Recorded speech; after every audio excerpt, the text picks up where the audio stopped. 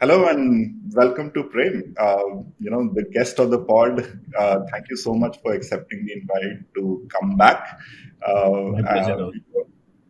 you're the most popular guest I've ever had, and by popular demand, I can say that you're now back on the podcast. So I'm looking forward to this conversation, and I'm sure everyone else is also looking forward to this conversation. Super. Okay, so while Prem needs no introduction, but Prem heads the strategy function in India, in Ogilvy India. He's the chief strategy officer. And in today's conversation, what we are going to do is we are going to go down, take a trip down the memory lane. And we are going to look at a lot of the uh, work that has happened over the years at Ogilvy, as well as some campaigns maybe outside of Ogilvy as well. And the point of this conversation is to try and understand the amount of thinking, the amount of research, the amount of trying to carve out and find out those little niche things, which then ultimately take the shape into a brief. And there's that whole briefing process and the thinking process, and how all of that very important, crucial thinking process goes behind the scenes, which ultimately leads to some great work that people get to see on the outside. So, so the focus of today's conversation is going to be on looking at the behind the scenes, and obviously, who better than Prem to talk about the behind the scenes? So, very simple structure for today's conversation. We will look at one campaign or one brand at a time, and then we'll go back into the history and the thinking and what really went into the making of that campaign. So that's the process. So if you're ready, Prem, I'll probably get started. Super. I'm good to go. So I think a good one would be to start with. A good one would be Tata Safari Reclaim Your Life. So why not you start with Yeah. Thinking about what went into it.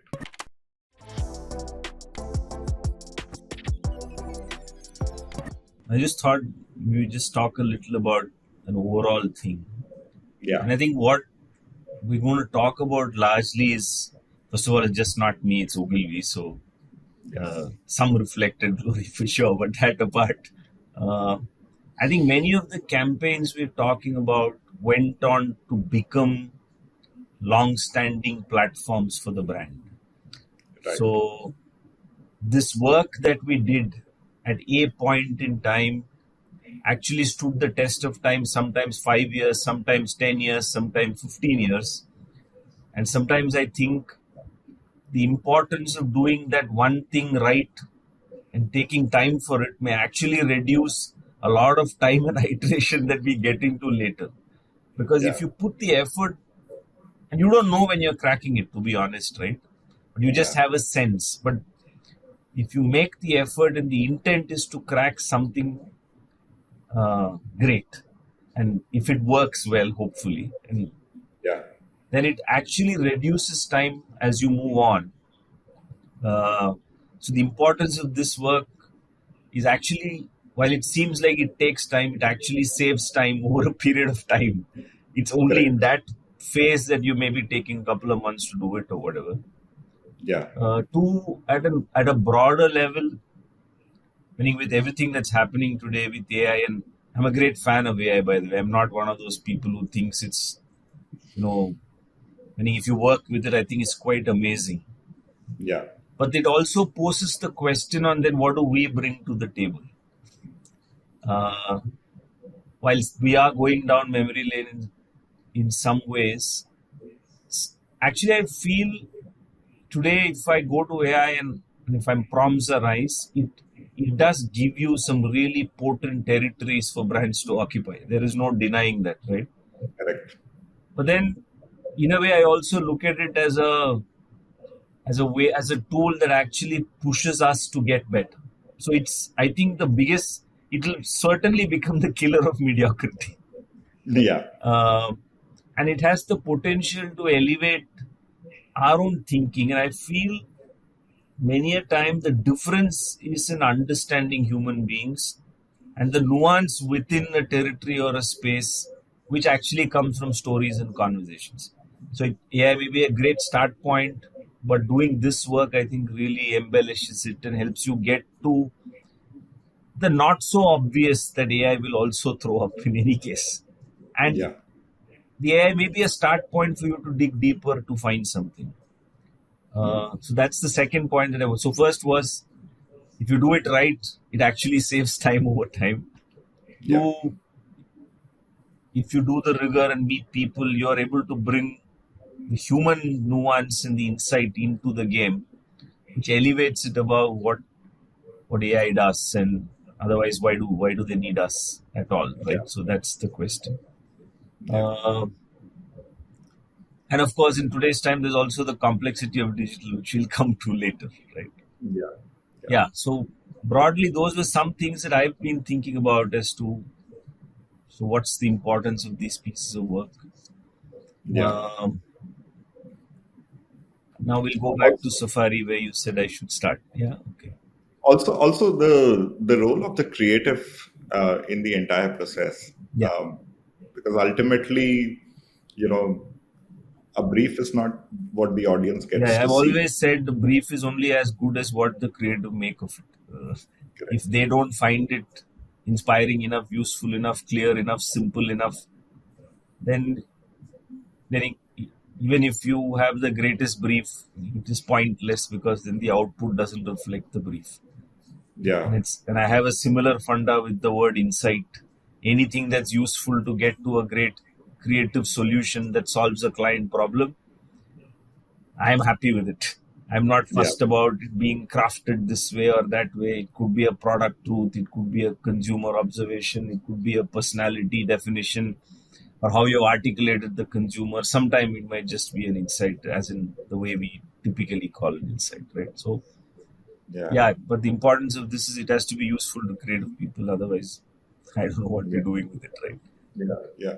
So it'll be useful while you talk if you can tear apart the handover process also, like, Yeah, at what point the work is being handed over.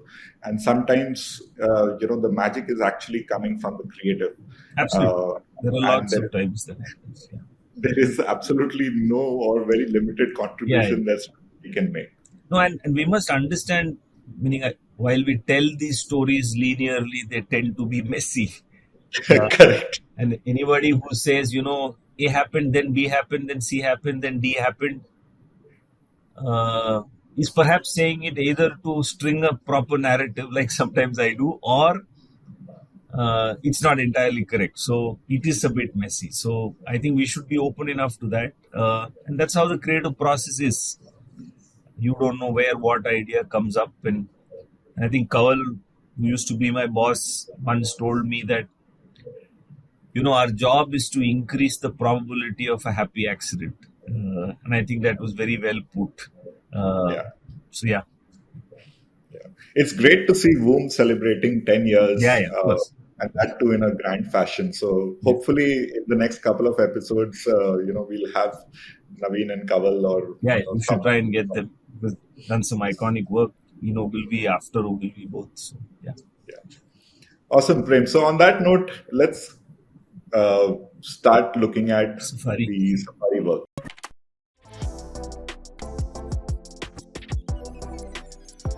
Safari was it's very dear to my heart, Rahul, because it was my first campaign in Ogilvy.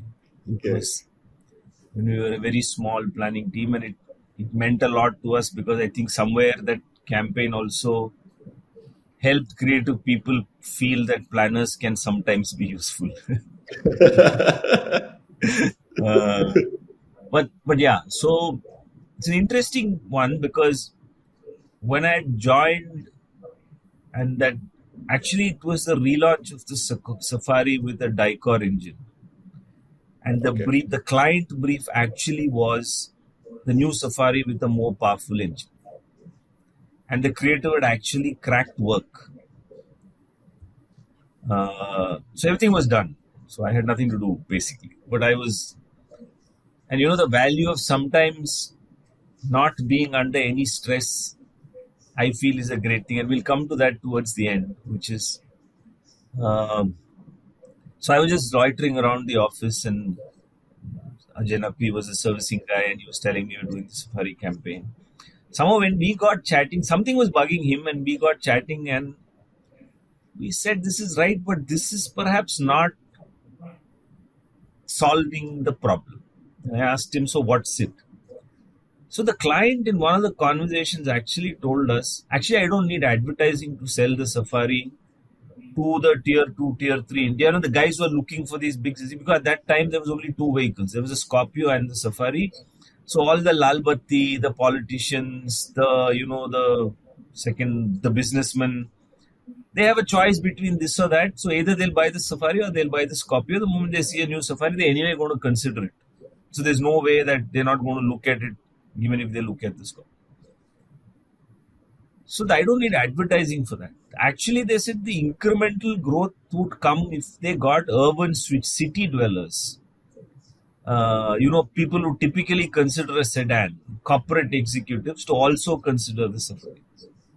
So the role of advertising was to actually to get that delta. Now that to me is in itself a very sharp start point. If we don't Yeah. have that clarity, we could have just done a campaign which says Safari Dicor with more power, and it would have been okay. That actually got us thinking, and then we were just chatting about it, and I said, "But is that the reason why people don't buy the Safari today in a city?" And and we said, "Okay, let's meet a few people." And I did go and meet a few people. It was quite enriching conversations. And one thing became very clear: the reason they were not buying a Safari was certainly not the fact that it had less power. The Right. reasons were a whole host of things, which was they were there were two types of people that clearly came out. And like I always say, I think there's always sacrifice in strategy. There were a bunch of people who clearly were the sedan types who, who said, there's no way I'm going to look at it. I am a sedan kind of guy, and I will buy a sedan. And obviously, no matter what we did, that person was not going to consider in those days an SUV like a Yeah. Safari. But the interesting lot were there were a bunch of guys who actually were driving a sedan almost out of compulsion. It's a bit like the guy who always wanted to buy the Royal Enfield but didn't buy it. Right. And these guys were typically a little off the center. They were either photographers or entrepreneurs or businessmen or things like that.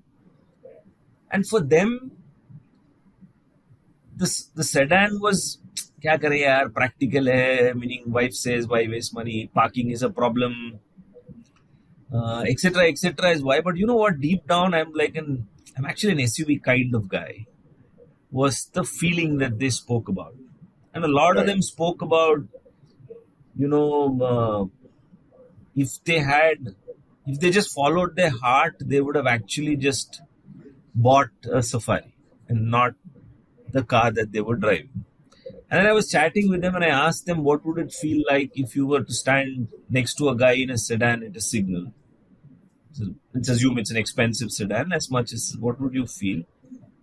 That few of them said, one guy actually said that, I look at the guy and I think he may be successful, but he's still a slave. Mm.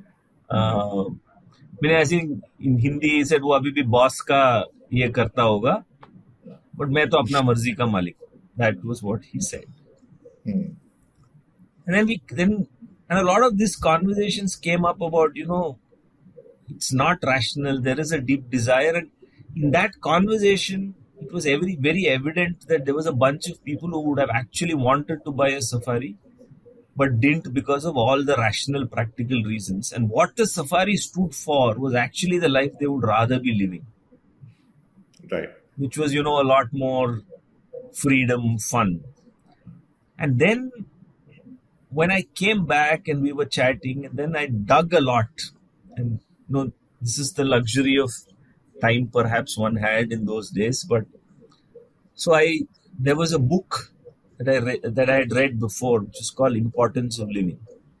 And the book actually spoke about, it had a Though the book was very profound in title, it was a fun read. It had a chapter called "Man, the Only Working Animal." And he said how we've all given ourselves too much importance. But in that book, it was a Confucius philosopher who spoke about, I don't get the, and he was in New York in the 1920s, and he had actually written a chapter where he spoke about, I don't get these Americans. They all come to the city, work very hard, do all this, and then so that they can go build a home in their farm.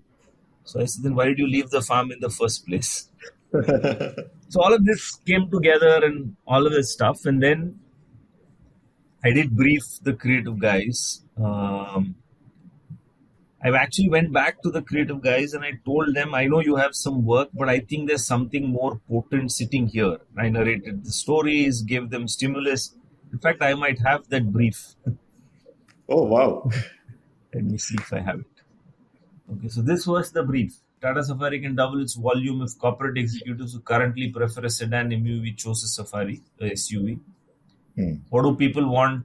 What do you want people to do as a result of this communication? Mind currently wins. Heart says SUV, mind says sedan. This should change. How do we expect communication to work towards achieving this? Provoke to get the heart to rule the mind. Reposition sedans and MPVs as a symbol of the world of compromises or survival. Who are we trying to influence? Successful outside, unhappy inside. Cars is equal to survival. SUV is equal to living. What are we trying to convey? Tata Safari, a symbol for the life you want to live. What will help people know this? The intrinsic values of SUVs, the desire to be seen as an SUV person. How will people feel this? And we said the angst of everyday life, the liberation that the SUV gives. And then I had shared this, which is actually from an old Harley Davidson line. Suppose time takes a picture, one picture that represents your entire life on Earth. You have to ask yourself how you'd rather be remembered. Web-wide computer was strapped to an office chair, leather clad ones who live life as a fullest safari. You can decide which it is, but think quickly. Time is framing up that picture and it's got a pretty itchy shutter finger. This actually then so I shared this with them and I shared some stories and all of that. Creative guy said, okay, maybe there is something here. We'll think about it. But anyway, we've sold the campaign. Yeah. So I didn't think anything would come out of it. I just thought maybe they were just humoring me. But then Loyola, who was the creative person, walked up to me. This was on a Thursday or a Friday. On Monday or Tuesday, he came to me and said, Prem, I have a line. And the line she had was, I always wanted to quit on a Monday morning. Nice. And then she said, I have that line and I think I have a baseline, which is called Reclaim Your Life. The rest just happened. I always wanted to quit on Monday morning. I always wanted to chase the rain.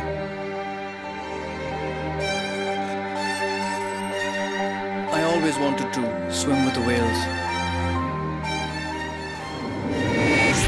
We always wanted to take a one-year trip around the world.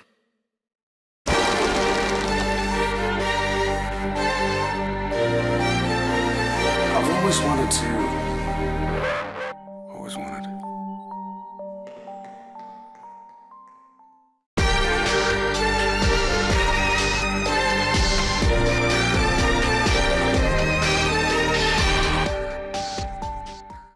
And then we went back and then presented it to the client, and the client said, yeah, I mean, Mr. Dubey was a fine marketeer. He was the head. And he said, yeah, this is right. We shouldn't be doing power because we need a larger thing. And this is what I want to do. And yeah, the rest, of course, we did many years of Reclaim. It still is there. And it's still there. And it became, I think, one of the top 5 automobile taglines ever or something like that. Wow. But that was the story. But what I got out of it was, to if you're still feeling somewhere something is not right, it's a good idea to not give up and push in a gentle way, but in a resilient way. And I think and we often give up, I feel. I think most of us intuitively know when something is right and something is not. But either we settle or we are time crunched or you don't have the courage or whatever it might be. And I'm saying all of us, right, including me. Meaning, Yeah. with all of these things, what happens is you share the good ones, but you don't share the 9 times that you haven't got it right. But it happens to all of us. But whenever you've done that little more and pushed, I think you've normally gotten to a much better place than you thought. And that feeling is super gratifying. And more than all of that, of course, it just helped the client and the brand over many years. Meaning that exercise just literally changed the trajectory of the brand and what it became. And it changed my trajectory personally as a planner. So, yeah, Wonderful. that was so fun. Wonderful. I remember there used to be a phrase that I had heard while I was still at Ogilvy. I think that phrase was called divine discontent. Yeah. Correct? It's still there. It's a David Ogilvy line, which says we should all have divine discontent, which basically is what we just spoke about, which is that, if you're able to, especially when your intuition says something can be better, then I think we should go for it and say what we can do better. Right? It may not be possible all the time because often we're running deadlines, but yeah, we should. Yeah. Nice. So let's talk about Pulsar.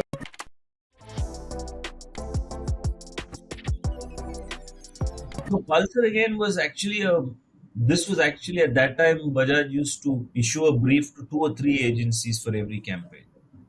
Though we had done Pulsar Definitely Mail, the Definitely Mail line was coined by Piyush. Okay. Because he said in Hindi we say a bike is thrilling, but he said this bike is a male bike. So with its tank and structure, it came from the product. So he called it Definitely Mail, and we had done that. The bike turning when the nurse passes by and all of that. It's a boy and all of that stuff, right? That was the launch. And then after a couple of years is when I started working on the brand. The brand was doing well. We were doing some work, but then there was a new launch. And at that time, one of the asks is the client was feeling, and sometimes the client used to tell us, yeah, you guys do too much storytelling, but don't show the bike.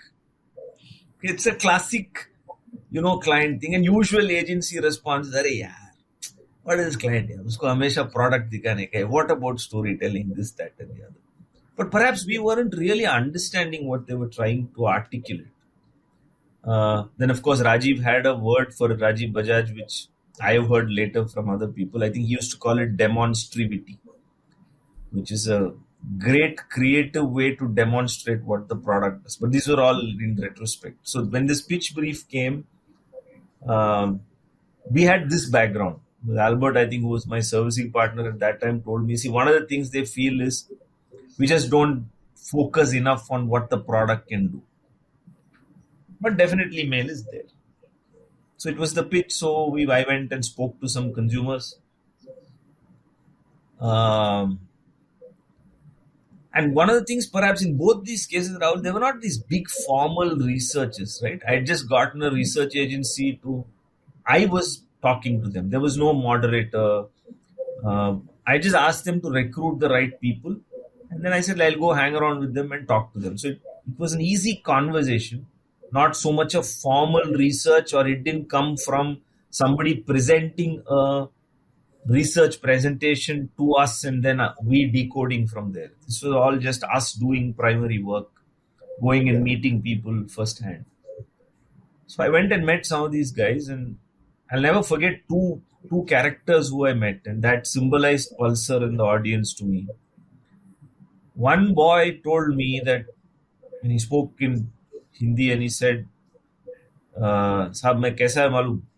Signal में मेरे पास Pulsar है, अगर बगल में बड़ा bike भी खड़ा होता है ना, मैं उसको बोलता हूँ अगला सिग्नल तक रेस लगाएगा क्या?" So there was a lot of guts, and he was a bit of an underdog who was punching much above his weight, and that was the Pulsar. The machine was that. It was a machine at its 150cc because of the way it was engineered. It had great torque, great power, way above its CC could imagine. So if the guy wanted to push it, he could push it and take on a much bigger bike if he needed to, right? So it was the bike and the biker. The second most interesting thing that came out of the conversation was, this is another guy, and I asked him, one thing that came back was many of them didn't really register definitely me. And that's another important learning. Sometimes we think what we are saying is the brand, but the consumer has taken out something else, right? Yeah. So we thought definitely male is equal to Pulsar. Of course, there is the tank, the masculinity, it's a great line. But the reason why consumers were necessarily loving the bike was not that line. It was what they had done with the advertising, the product to start with, the power, everything, and then some part of the advertising. And this boy told me that, you guys, with young guys like us, what is masculinity? You guys think, showing off and getting a girl is masculinity. That is for, the time pass fellows. If you're a real biker, then what you do on the bloody bike is what defines your masculinity. And he replayed one ad which we had done when we had launched the Pulsar 180. And that ad was, only a Pulsar can beat a Pulsar. It's a bridge in Malaysia. A Pulsar overtakes a Pulsar and goes on one wheel. It was perhaps the first time we had done a stunt, a wheelie. And he remembered that sequence vividly, and he said, that to me is Pulsar. That's what that guy said. I didn't say it. He said, that's what I want to see. That's what I want to do. Not the other way around. Not this, male in its other avatars. So actually I came back and we had the background on what the client wanted. I heard what the consumer had said, and we just had to redefine definitely male in a manner that the consumer resonated with it, and that was the birth of stunting. Right. And from then, 20 years, Bajaj has done stunting on Pulsar. Coincidentally, so when we did this, I don't even know whether all the creative guys will remember this story, but there were two parts to this. The first was, this conversation was happening and Kinu pulled, and that ad was called Free Biking. It was inspired by Nike's free running in Cuba, bike going on top of. So that was the first piece we did. Then the Pulsar Mania film, where the bike goes in circles. Actually, that script was lying with Ogilvy 2 years before this brief was cracked. But it was in the cupboard. Somebody had just junked it. When all this conversation, demonstrativity, this is it, stunting and all came, we said, why don't we bring that back? And Kinu brought it back. I don't know who, Rajneesh, I think, wrote it, or Shetty, I'm not sure which exact creative person, but Kinu was the creative lead at that time.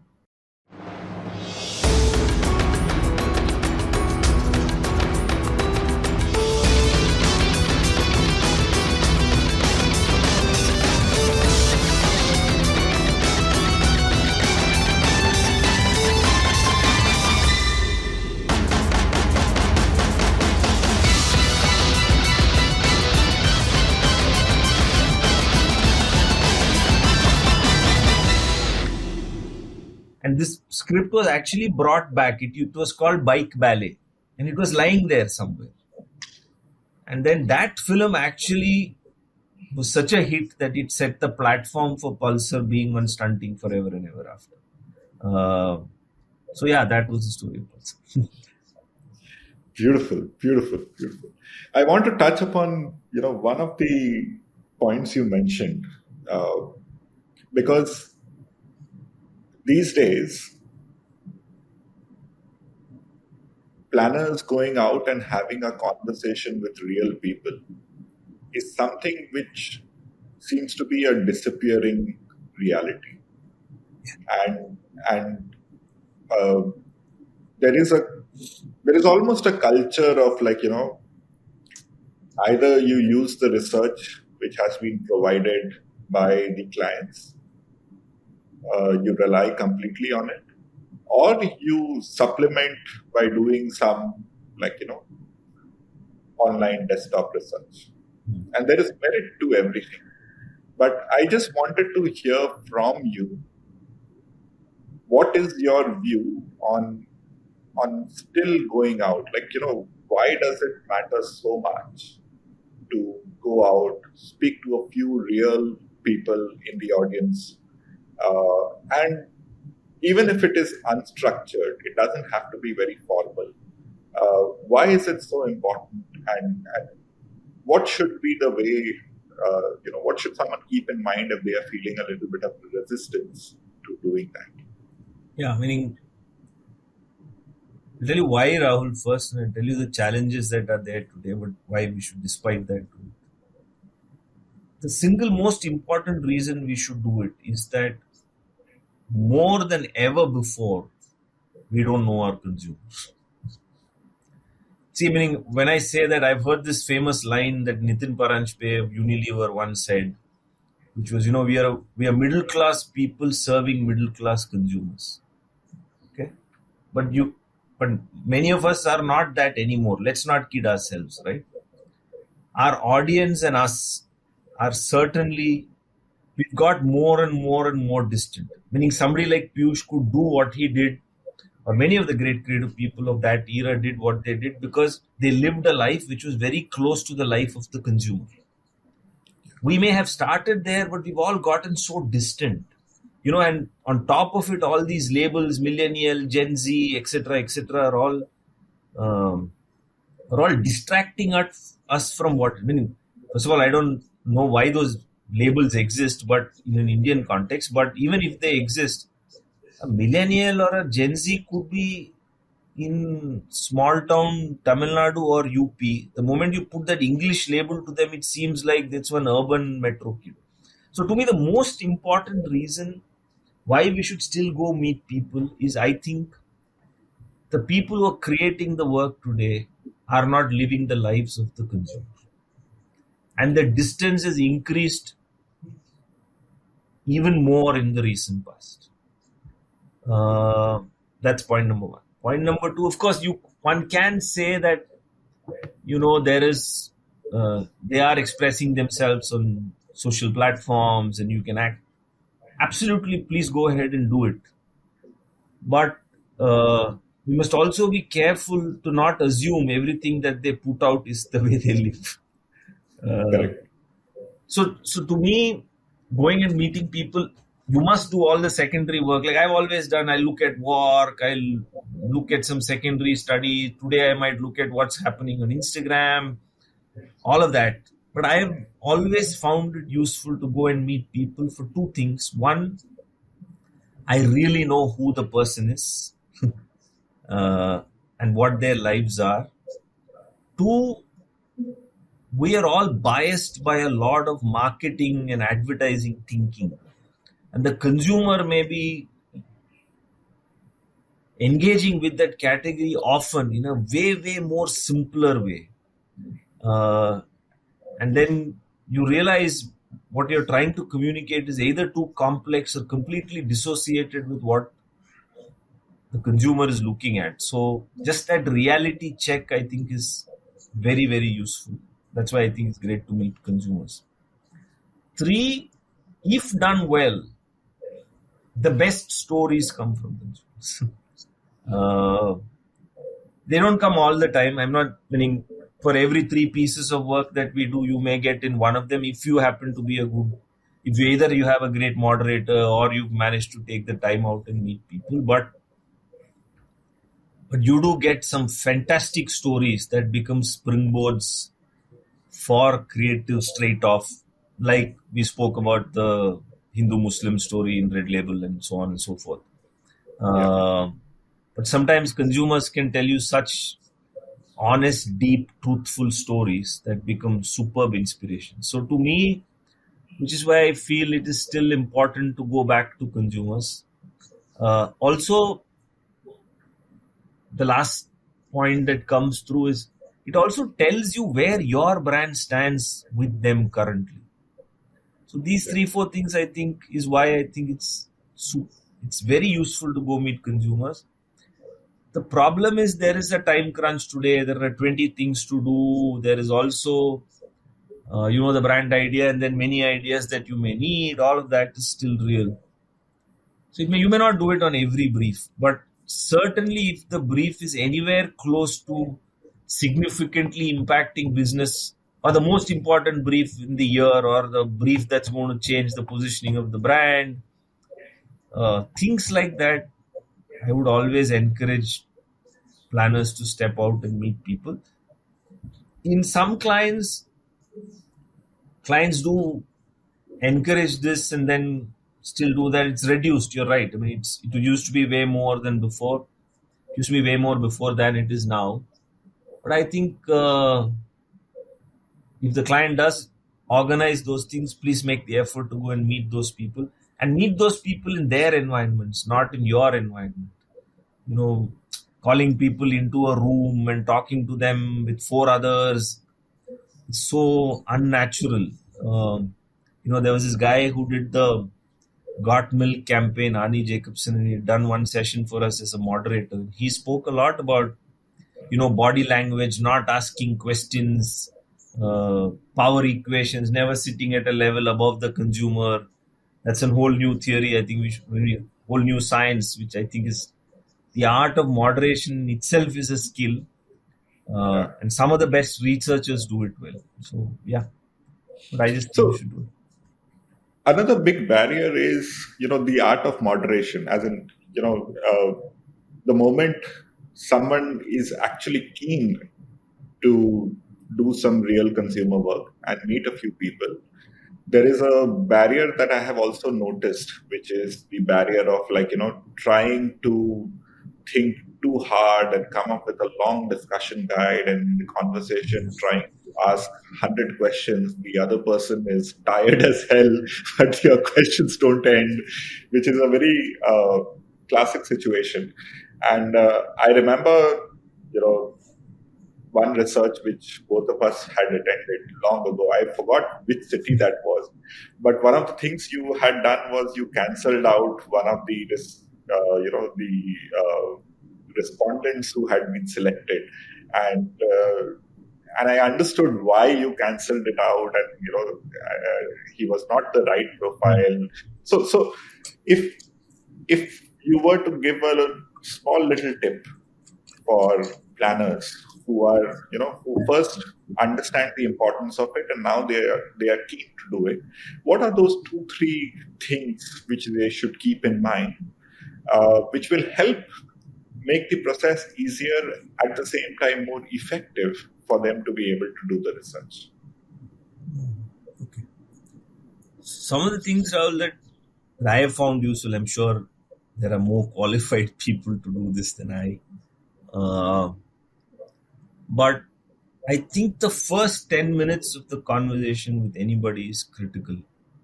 The more at ease you are, meaning it's a cliche, but if you talk to them like people and not like, don't go start with, okay, aapne kab liya, kahan liya, kisse liya. Those are all can come later. I think the first 10 minutes is establishing a rapport, and I prefer one-on-ones than groups to start with. And if you make it easy, if it becomes a conversation between two people and the first 10 minutes breaks the ice, you're better off.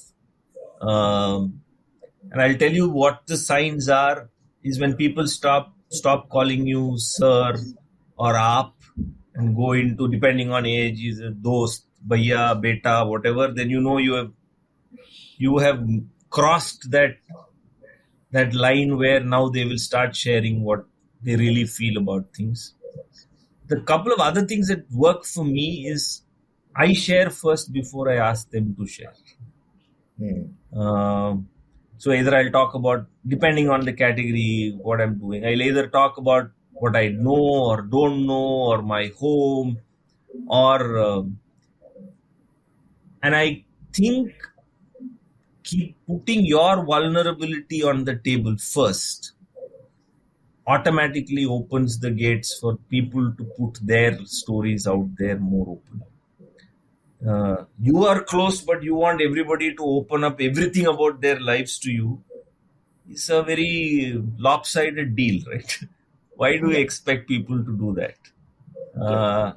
On the other hand, And actually, it's quite therapeutic, Rahul. You started with meditation, right? One of the most beautiful things is to talk about your life to a stranger. Try doing Yeah. it. You just because you're not going to meet that person again. It's like what happens on those beautiful train journeys, right? You make a one day friend. You've shared practically your life. That person has shared their life, and you never see them again, perhaps. But I've always thought of research a bit like that. If you're able to just share freely, talk about some vulnerabilities, some challenges, and not be this all knowing guy going into the room, then I think people start pouring their stories out. uh, Second, so that's one. Two, uh, see, we all have some hypotheses as we go in, and it's good to keep those hypotheses in your mind for sure before you go into the research. Don't expect everything to come out of the research, but be open enough, and that's the thin line. We can get biased by our opinion. Be open enough for everything that you thought of to be shattered by the consumer. But it's good to go in with some hypothesis that you may have, and that's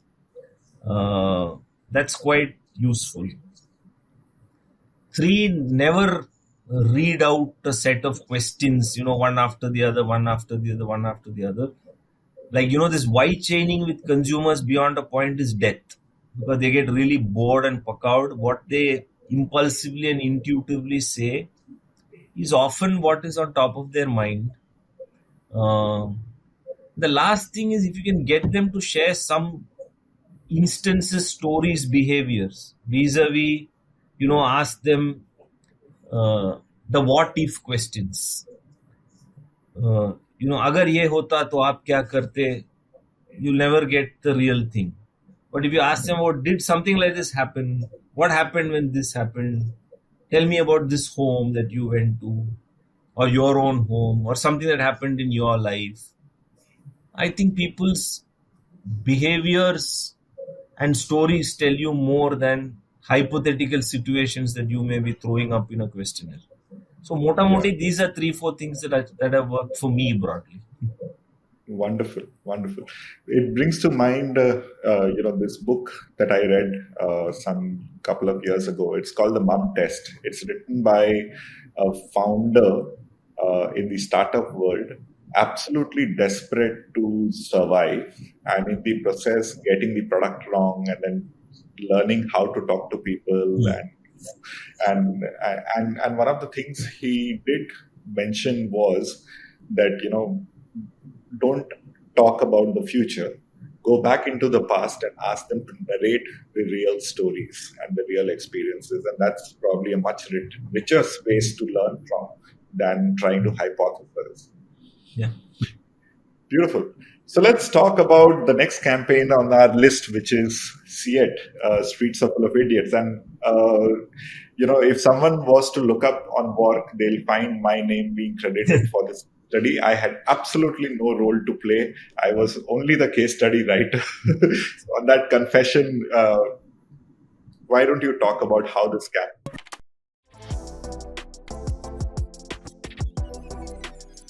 I'm a bit like you on this one, Rahul, but I'll tell you the story because it's a very interesting case. Because Ceat used to be our client and not advertising. So the company was in a very bad position.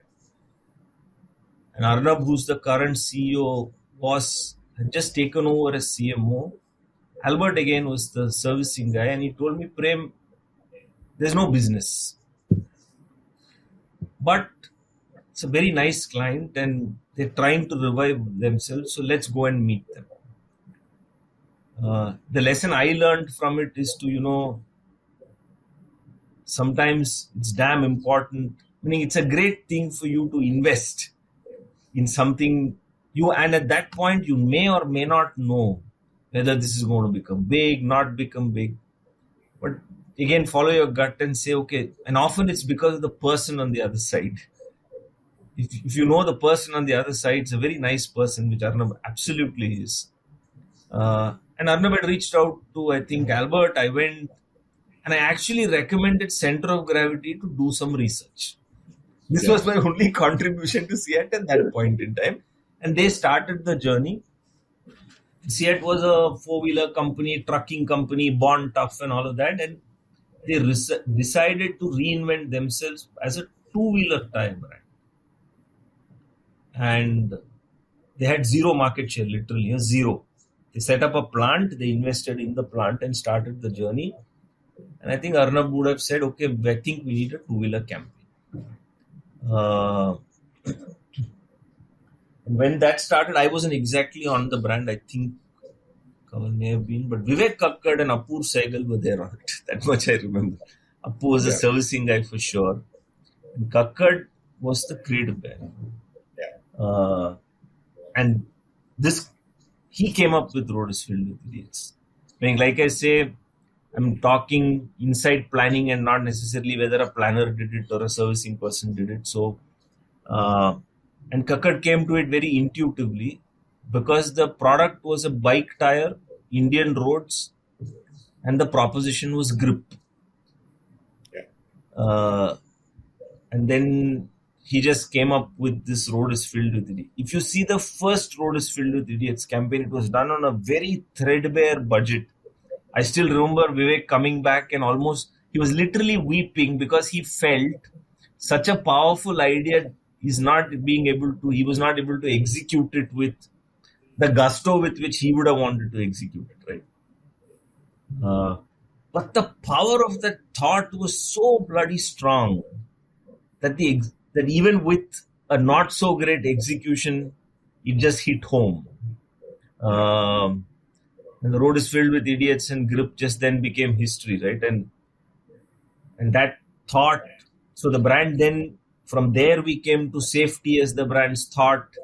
It actually started with that one line. So we didn't start off by saying Ceat would stand for safety. But somewhere this led to that and that led to something else. Or maybe Aarambh always had in mind he wanted to do safety. I'm not sure. But now it stands for safety. And that just went on and on. We dropped the line, but it kept manifesting in different ways. Usain Bolt, India ki sadkon pe. So it became a template. Road insights, safety, grip. And we kept searching for what are the new road insights and characters on the road. And that's how Ceat got built. पापा आप हमेशा maths के marks क्यों पूछते हो? क्यों? मुझे तो स्पोर्ट्समैन बनना है ना। अच्छा। तुम्हें मैथ्स और science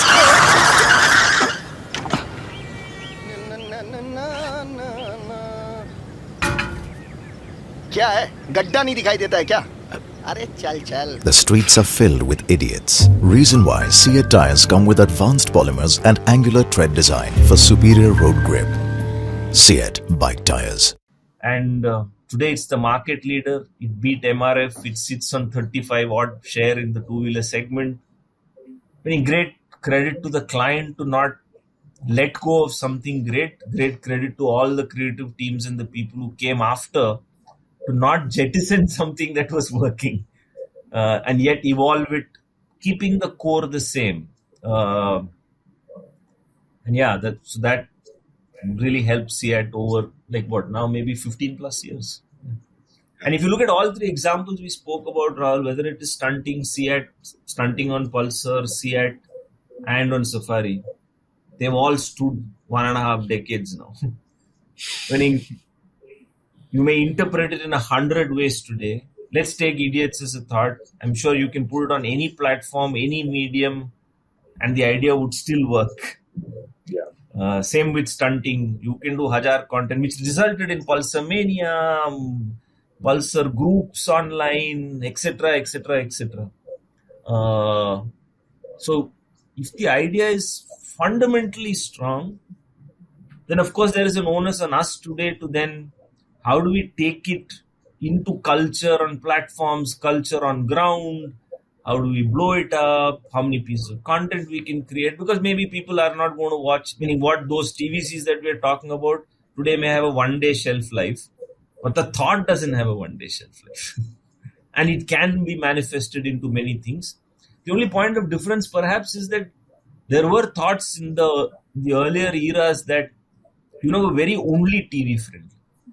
Yeah. But if actually they came from a real insight, like many of these did, they were able to transcend time, irrespective of the proliferation of media and consumer and cohorts and all of that, they did manage to live through it. Meaning, they still are on the same platform, so it says something, I'm guessing.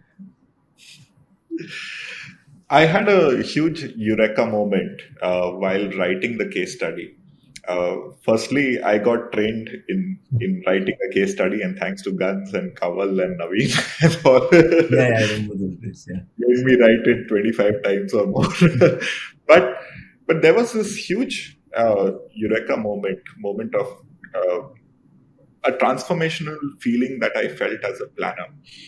And during that process, one of the things in the case study writing process was that you try and definitely prove beyond doubt that the advertising contributed to business.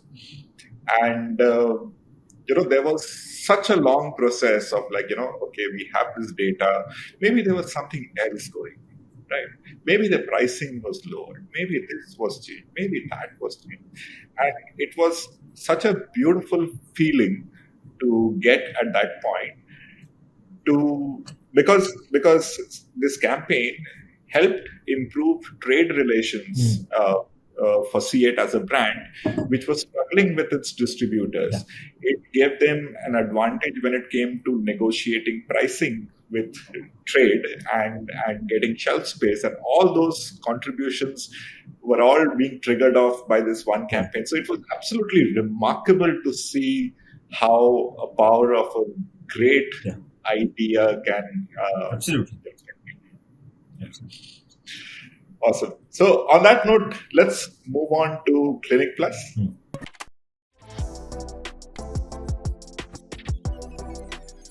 Clinic was a little reset, Rahul. It's a slightly different case. Nothing was broke with the brand, actually. Right.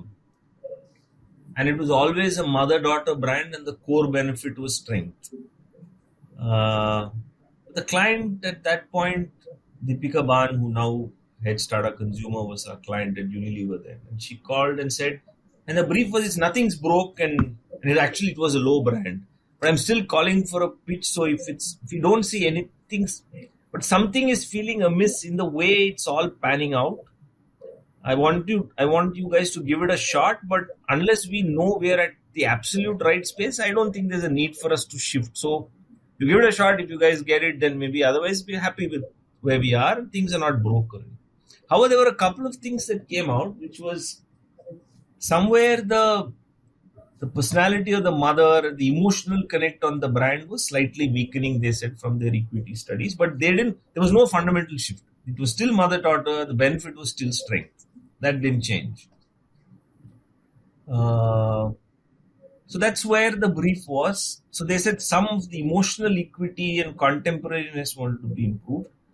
Two, there was a very real advertising problem. Isn't literally how the communication panned out.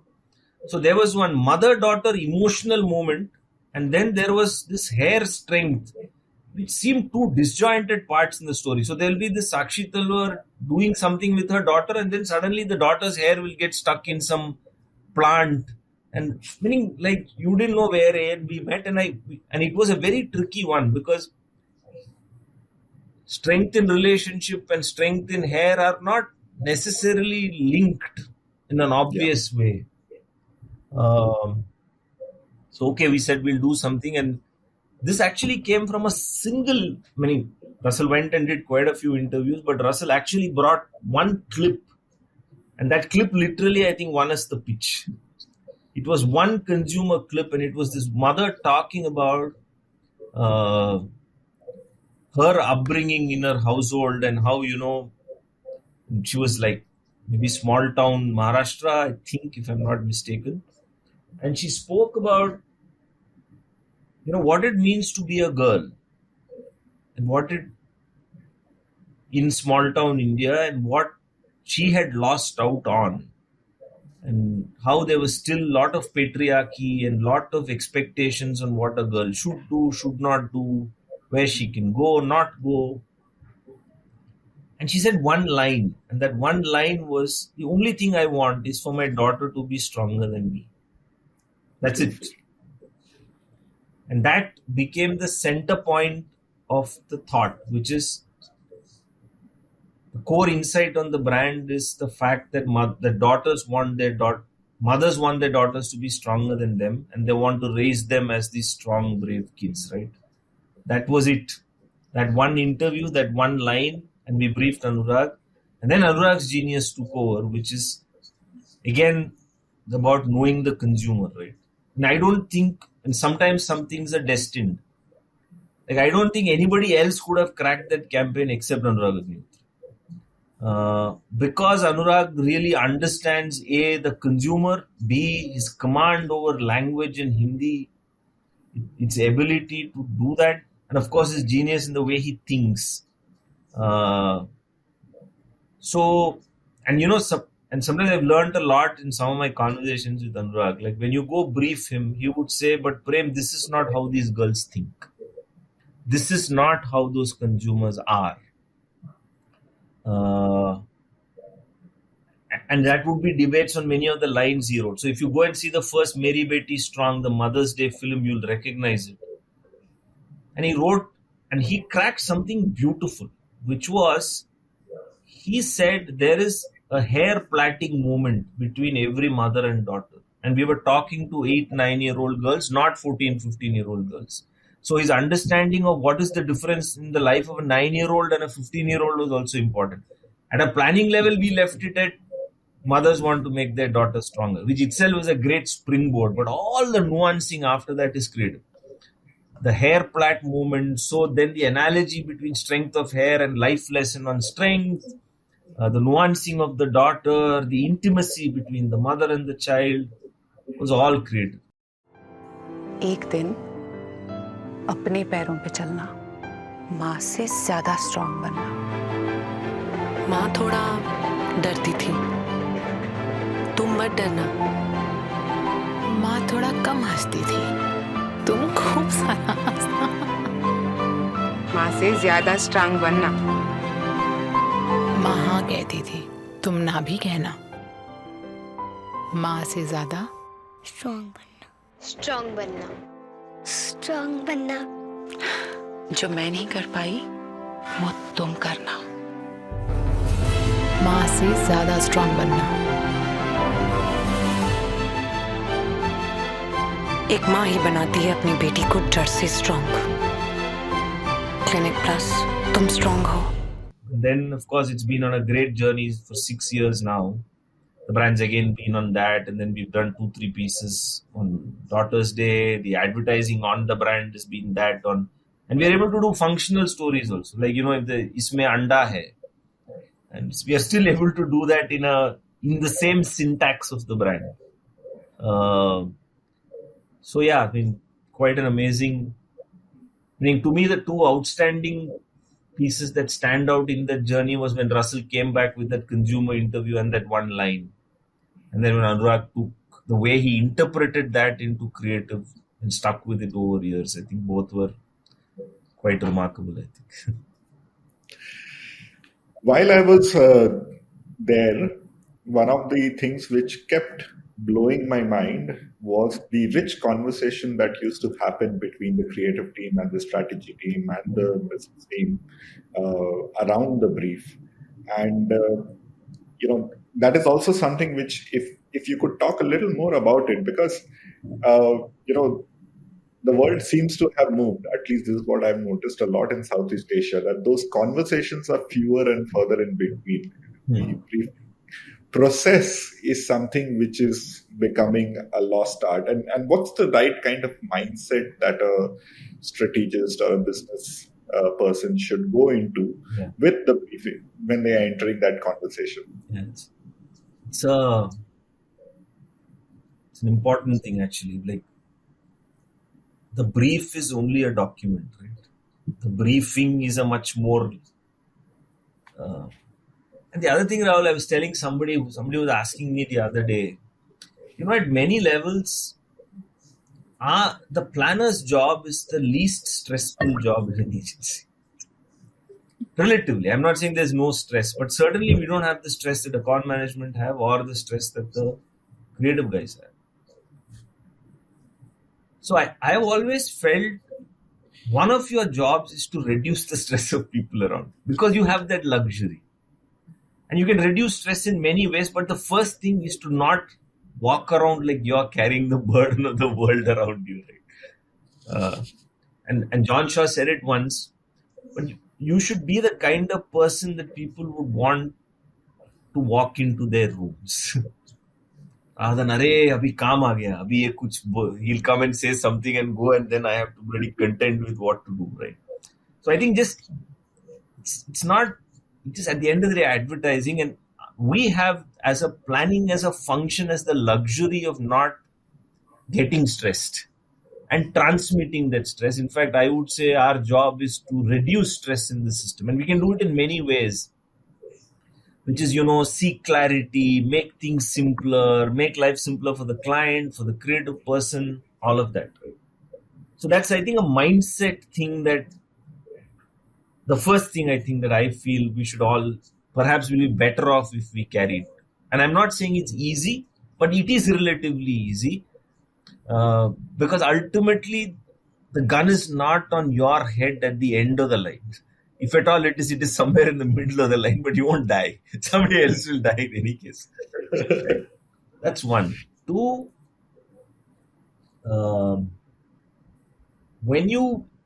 don't carry the stress around. Two, it's our job to simplify for sure and to make it easy for people. But the briefing part that you speak about is very critical. So what you've done, you've spoken to the client, you've done all your homework, everything, and sometimes with some clients, it's taken you 3 months to get to that point of a brief, right? And hence there is a lot of ownership and rightfully so, and hopefully pride in it. What I see missing there is the pride in a brief seems to be going down because we're not writing those briefs anymore. Meaning, as basic as that, we go and talk or whatever. But I've always found the discipline. I also don't do it all the time. I'm also guilty. But if we put it on paper, on a single page, like I showed you the Safari one, or I'll show you the PNG Moms one, is if you put it on a page, it just becomes clear. One. Two, there is pride in that document when you write it. I'm talking all the softer things. It also clarifies, like you said, what happened to you when you're writing an FE case. When you write it, in all the questions, it also just looks at the logic and says, okay, is everything talking to each other or not? So that's the second part. But once you have that document, you should not be enslaved by it, which is the difficult part. See, the document, which is why the creative can spring from any part of that document. Sometimes you have articulated the problem so interestingly, like the Walker chips example for it. So the creative has sprung from there. Sometimes you just written a target audience description so beautifully, like a Tata Sumo thing that Madhukar and Amit Kekre did, where the grounded achiever was the target audience definition, or the famous ACTS definition that the creative took off from there. Sometimes it's the proposition. Sometimes, like in the case of Vodafone, it's just the product benefit and the personality. So the document is important because you don't know. And if you took pride in writing it and crafting it, creative can spring from everywhere. Now, this is only 25% of the job, sadly. What we must remember is that, and this happens all the time, and it is very disappointing at times, and it can be heartbreaking. You've put in all this, and the creative guy walks off not knowing what will come of it, right? That can happen. Sometimes there is collective energy to say, hey, this is interesting, I think we can do something. It also depends on the creative person. Some people are forthcoming and saying, isme ho jayega. Some creative people will say, let me think about it. Some people will say, nothing sparking, dude, don't know, let me see. And those are all realities, because unless that person is able to translate some part of your brief into an idea, that person is not sure what's going to come. So you have to live with that struggle. And sometimes, despite your best efforts, you may reach a point where the common sense of the creative person might come to fore and tell you there is a logic bomb in your brief, or you're not talking to the right audience, or your insight or your proposition is not solving the problem. If it happens all the time, then you're not doing your job well enough, but it can happen sometimes, and be open enough to that. And it can happen. It happens many a times, I think. Yeah. So I've always treated these briefing conversations as conversations to sharpen further rather than the end point of the brief. And sometimes you do get to a better place. Often you get to a better place. Sometimes you have been terribly wrong. So somebody has actually saved us collectively. Yeah. Sometimes it just flies and goes up. Okay, now you briefed the creative person. They've told you what they've told you. That doesn't mean you have stopped. People used to say that when I used to always spend more time on the creative floor in the old office than in the servicing or the planning floor. But I've always found conversation with creative people the most enriching part of my working day. And hence the relationship you build, and what I told you earlier, they should be happy seeing your face and not this, "Arey, ye boring aadmi aa gaya." So that's important. But I've always found it useful to go have some conversations with them, because you've given something, you both mulled over it, you're thinking about it. Then either a piece of stimulus comes to your mind, or an advertising comes to mind, or you've had a rethink, or something that the creative person said in the briefing triggered something in you. All of that then goes into so the number of conversations you have from the day you brief to the creative presentation literally decides how involved. And actually, your sense of ownership and partnership becomes much greater if you go through that process rather than issue a brief and wait for the creative person to come and present. Yeah. Most good creative people, if you're adding value, will be open to have those conversations. If they are not willing to have those conversations, it often give me only one of two things. One, maybe their working style is very different, which is there with some people, or they don't think you're adding value to their life in any way or form. Often the good, meaning the better servicing or planning people, are reached out by creative somewhere in the middle to bounce off an early thought or something like that. So that conversation in between is very, very critical to shape it. Because once it's easy to course correct and bake together than to get a bad cake in the end and then come and say, "Arey, ye theek nahi hai." But what's the point? We've all lost time collectively. Yeah. So to me, spending time from the writing to the in-betweens, to by the time the creative come and presents formally, you will pretty much know what the ideas are if you've been with them through the process. Then you're only presenting to people who are not in the room. And some of the best partnerships are, I think, the planning creative partnerships that happen. If we get to that happy place, I think that's outstanding.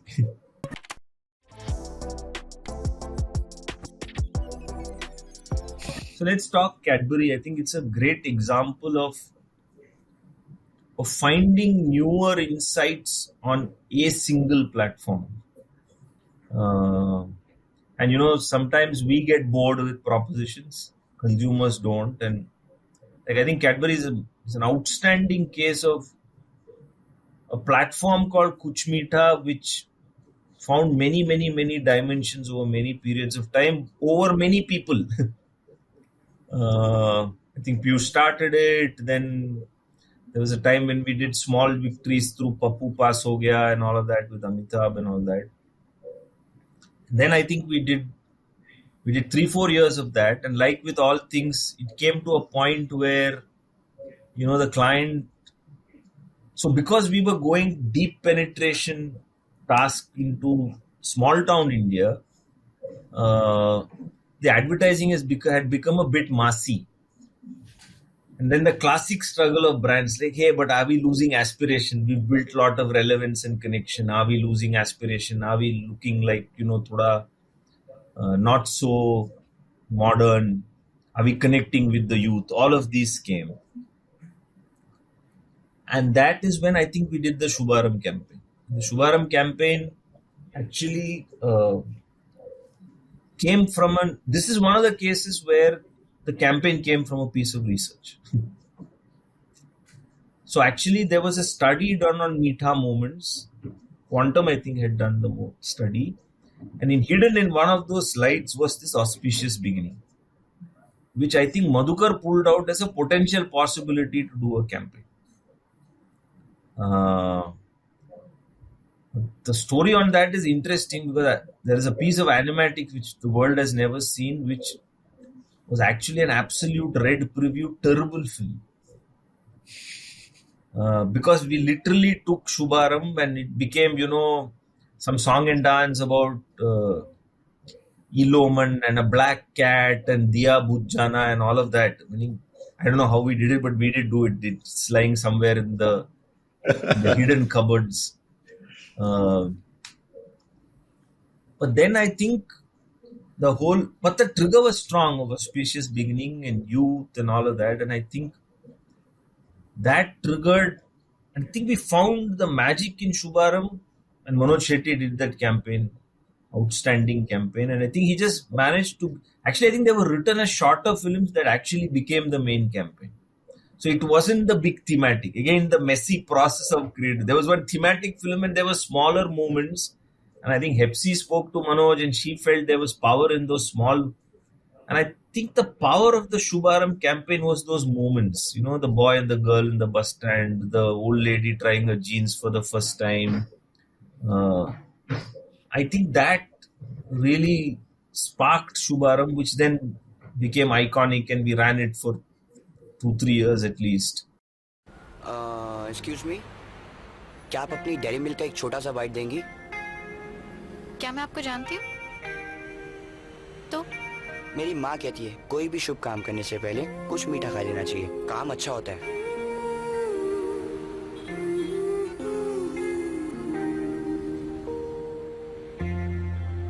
वैसे क्या शुभ काम करने जा रहे हो? मैं सोच रहा था कि आपको घर छोड़ दूं.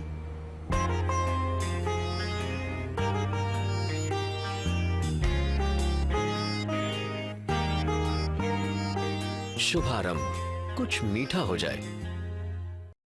Very powerful. Again, a great example of not jettisoning a platform like Kuch Meetha, finding fresher and fresher cuts. If you look at Cadbury, there were small victories with Pappu, then there was Shubharam, then they found a new trigger for growth through Khane Ke Baad Meetha, then they did Fridge Mein Meetha. But whoever cracked Kuch Meetha Ho Jaye, and the strategy of substituting get people to consider chocolates when they think of meetha, I think was ingenious. When it's in retrospect so simple.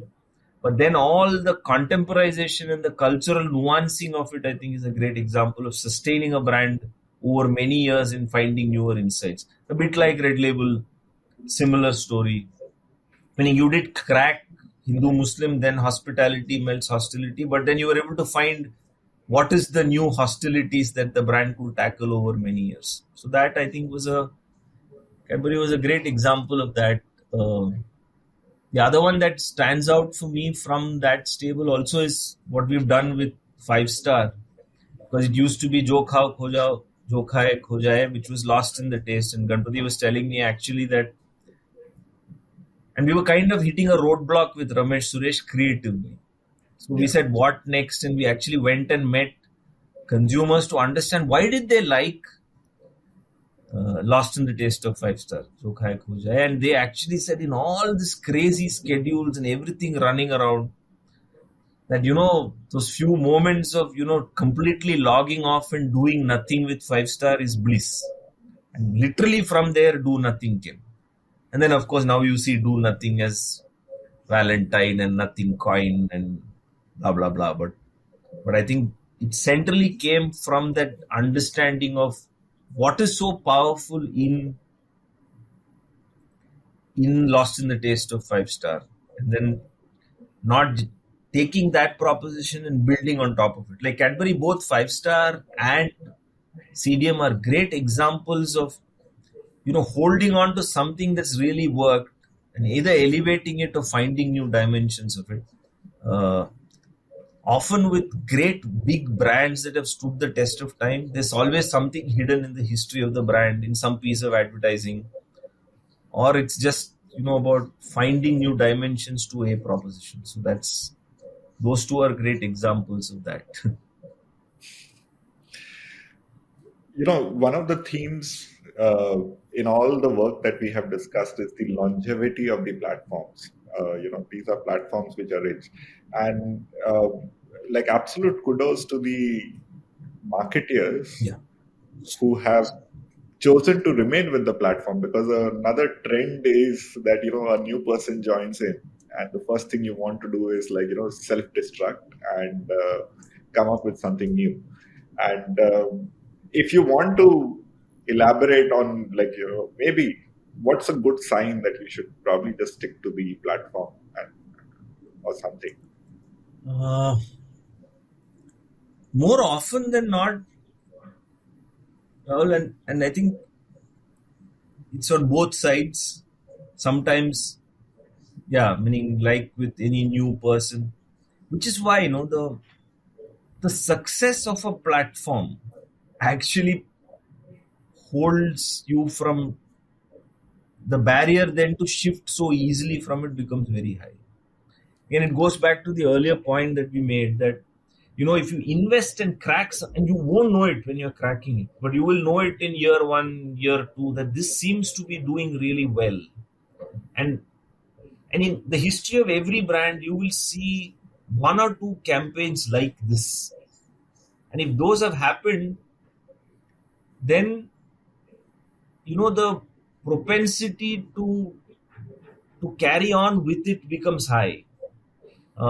Even when there are newer people on both sides, provided it is a platform and not a one-off idea for a film. And they're two different things, right?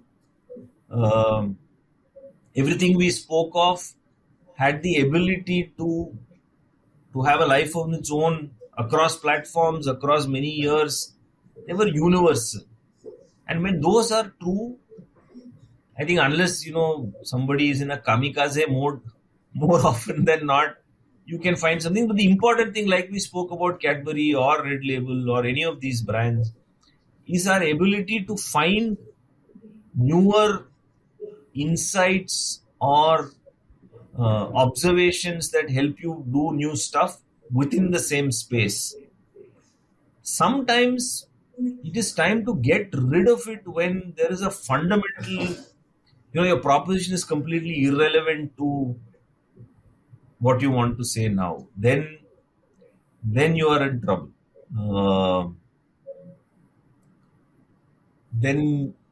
Or you may have strayed into some wrong direction. Like you take something like labeled taste, then suddenly health, it was a wrong direction. So you had to come back. Like same with like Taj tea was like that. I think it moved through a journey, but we went back to actually its roots of classical music. But we discovered, so Taj actually evolved. So Taj is a good example. Actually, it actually was. I had worked with Dharen, who was my first boss, who actually created Zakir as a planner along with Muktesh Pant, I think, on the client side. So Zakir was chosen for the rigor in tea because he Hazaro Ganta Riyaz karte hain Ustad Zakir Hussain. His rigor, the same rigor goes into selecting a cup of Taj. Is why Zakir was chosen. Then after a while, people forgot why Zakir was chosen, and Zakir became a prop. And we went into some stupid things like Tabla Talash promo and all that. But if you leave all that, there was something about. So it was all about substance and rigor. But yet it had a certain amount of style, and because of the name Taj itself, and Indian classical music and all of that. But then we lost our way and we went into Saif Ali Khan. We forgot what built the core of the brand and went into territories like, to too much style and royalty and safe and all, the consumers eventually came back and said, all this is okay, dude, but you're all fluff. What is it that's great in your tea, right? And then Sudhir came and we put some things. He said we should own some DBAs, and classical music seemed like a very strong identity of the brand, which we need to keep. But classical music is not an insight. It is at best a creative envelope for the brand. We actually then went into what is it special about Taj? And that actually changed. Taj in the early days was about great cup of tea, Va Taj strength and all. We kept Va Taj. Given Unilever had a portfolio, we actually ended up with Taj being about, Red Label was about connections, Taza was about invigoration and kickstart, and Taj was about enjoyment. And I still remember that consumer who actually played out, she told me the best cup of tea is actually the 11 a.m. chai. And she said, when all these guys have gone out, husband out, kids out, everybody out, I sit on my sofa, play my favorite serial, ideally, and hope and wish that nobody rings the doorbell at that time, sit and enjoy my cup of tea. Okay, this was the consumer truth. And we actually literally translated this into a piece of work, which unfortunately didn't clear preview. I thought it was a very progressive piece of work. It had Madhuri Dixit in it, Kenaz had written it, and where she literally spoke about, लोग कहते हैं कि जब घर वाले होते हैं बहुत अच्छा लगता है, वो सच है, पर जब वो कभी-कभी जब वो जाते हैं तभी भी अच्छा लगता है. Now that consumers found, अरे आप ऐसे कैसे बोल दिया है. But we figured out enjoyment was important, and then we brought back the classical music world. And if you see the new Taj work over the last 3-4 years, it's just moment of it's solitude, enjoyment of tea, taking a moment off for yourself and just cherishing and enjoying tea is the brand. That's the journey that you've gone through. So in this case, some parts of it had to be retained, but some had to be jettisoned. But yeah, there are times when the proposition of the brand itself may not. For example, even with Ceat now, while what worked in the two-wheeler works very well, the four-wheeler market, we are a challenger, and the market has become a completely SUV market. Right. And if you're an Explorer brand and SUV, and that's where the whole market is going, then the road is filled with idiots may not work in that context. So we may have to pivot to something else. So where the category dynamics itself has shifted significantly. Like I remember long back working on VIP suitcases when the category was hard luggage 80%, soft 20%. And then in 3 years, it became complete ulta. Soft luggage became 80 and 20. And assume your proposition was whatever, endurance or durability. Irrelevant benefit in the new scheme of things. So in those situations, you have to change. But if you have a successful platform, you need a damn good reason to move away from it. Is the first principle to operate. Unless, then of course, if there is no way out, then okay. Or sometimes you may have to shift because it doesn't have legs anymore to, in the new world, to live outside a television medium, for example. But even there, if you just pull back and look at what's the core inside, I think you'll find it. Let's talk about Colgate now. Colgate was actually a behavior change brief, which was the night brushing brief, and it was one of the. We were just experimenting. Both of us, client and us, were experimenting, and they had the brief was actually there was again much like Safari. There was a brief that was almost sealed when we entered, and the that night brushing has been a territory for Colgate. No, first time. Okay. First time, okay. So the task was to get people to brush twice. So hence night brushing was automatic.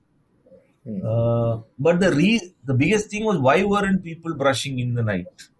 Yeah. And there were many hypotheses, but the brief we inherited at that point actually seemed to indicate there was some conversation between us and them, and I don't know what, but seemed like, in India culturally we gargle and we think because we gargle, we don't need to brush in the night. Right. Which intuitively I felt there was something not clicking, because you gargle after food, you brush before you sleep. What happens in between? I was a bit not sure whether that is not why people are brushing and all that. And I remember the client and I and a few of us went to Hyderabad and we were talking to people, and obviously mothers were saying, we're very careful, we don't give sweets to kids, blah, blah, blah.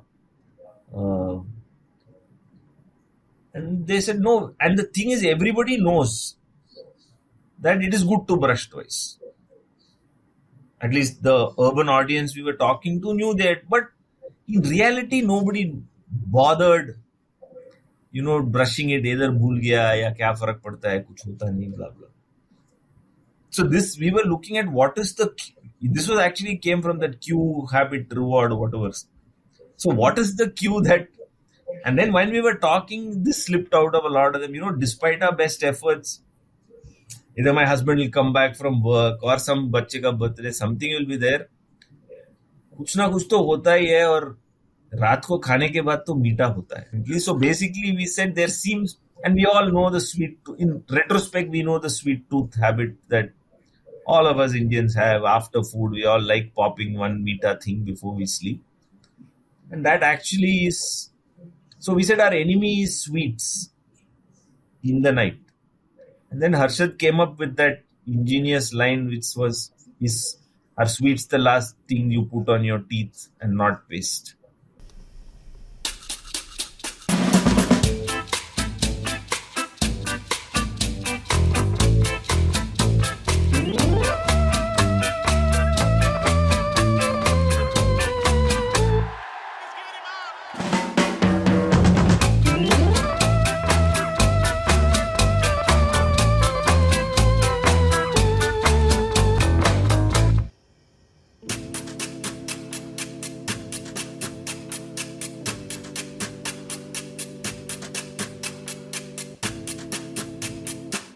Then, of course, and then that became the creative magnifier of people brushing with sweets rather than paste in that film. That did well. Okay, so let's talk about, something which is probably, many years after moving out of Ogilvy, when I saw this piece of work, I was like absolutely mind blown. And what an important piece of work to exist in society. And I'm talking about the end asset sale work. So maybe let's look into the background, what happened. So that, Rahul, is it's a classic. I wrote the case. And as I wrote the case, I understood the logic, but the creative got to the logic intuitively. So this actually came to us from an NGO who said we have no budgets, but we want to make love, not scar, or something like that was the NGO's name. And they wanted to take on the cause of these women who've been destroyed because of this stupid behavior. But they said we have no budget. So the start point was we had to do a YouTube campaign. And somewhere I think the most powerful, hard-hitting part of this were the victims themselves. So I think that also the creative had figured out. But I think the ingenuity of this campaign was in the way, and this is the case I wrote, which I think creative got to intuitively, right? Is we didn't approach it as a acid attack case because of the medium we were on, because who goes and searches for acid attack victims? I mean, we had no budget to promote, nothing. So we had to be part of some organic search which will land us to this point. And we knew nobody is going to go and search for acid and this and that and all that. So we looked at and we also knew somewhere that women were perhaps going to be much more sympathetic to this cause because they were the primary victims of this dastardly phenomenon. Right? So how do you take this thing and do something with it? So because it was women, what were they organically searching for? We were using victims and it was YouTube. This mix. So this is a classic, sometimes the media, the channel, this is actually a media insight that drove the campaign in many ways. And they said, okay, what do women search a lot for? They search for beauty and beauty tips on YouTube. And then I'm sure one flashbulb would have occurred in the creator's mind. Imagine an acid attack victim doing a beauty tips video. We communicated the end of acid sale at a highly scalable and effective locations. What we did next was to place them in the vicinity of District Court and the High Court, along with jails and hospitals. Near courts, this was placed to ignite fear in the minds that such tedious crime is punishable and justice will happen. We placed it near jails to give a straight message to the criminals that anyone culpable of acid attacks will be severely punished. It was vital to create awareness outside multiple hospitals and give a clear message to stay careful of these criminals. And the results? In a matter of few days, the campaign went viral. This plea instantly triggered a global conversation and received acknowledgement and appreciation from the likes of Reuters, the New York Times, Time, the Wall Street Journal, Daily Mail, Mashable, The Independent, Huffington Post, Public Radio International, and many more. The blogs have over 1.5 million views and 3 lakh signatures from all parts of the world, simply stated to stop the acid attacks. That was it. And it was a phenomenal success. It got all the money, it got lots of grants from people, it actually went up to the government to put a ban in some states. That girl who was part of it went to the New York fashion show. So lots of earned media and PR and all of that happened because of that campaign. But I think this is a great example of how sometimes constraints can create a great idea.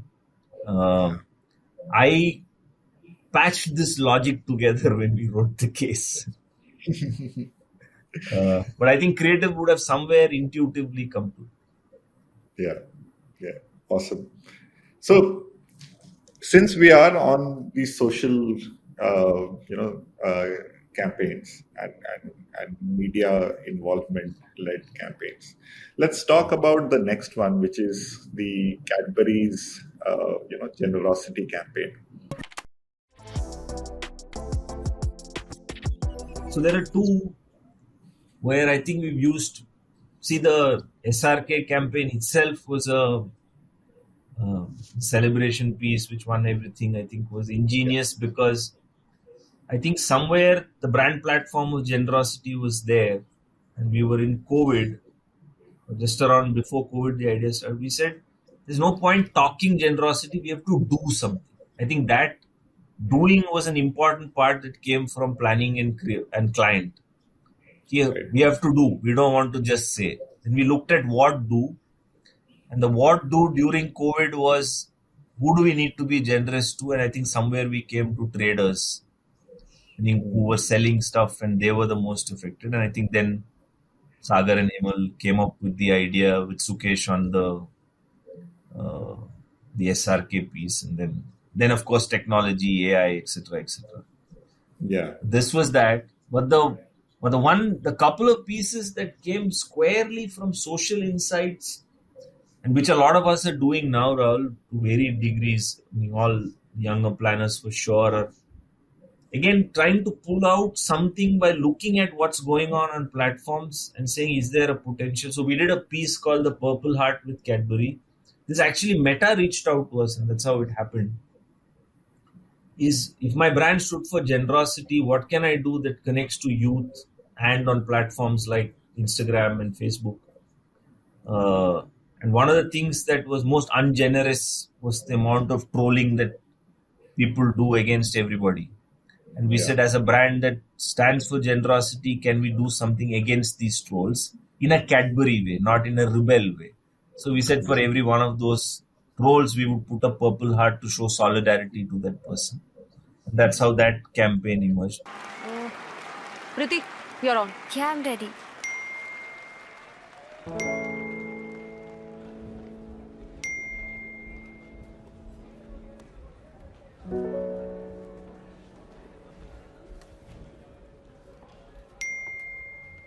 Purple heart?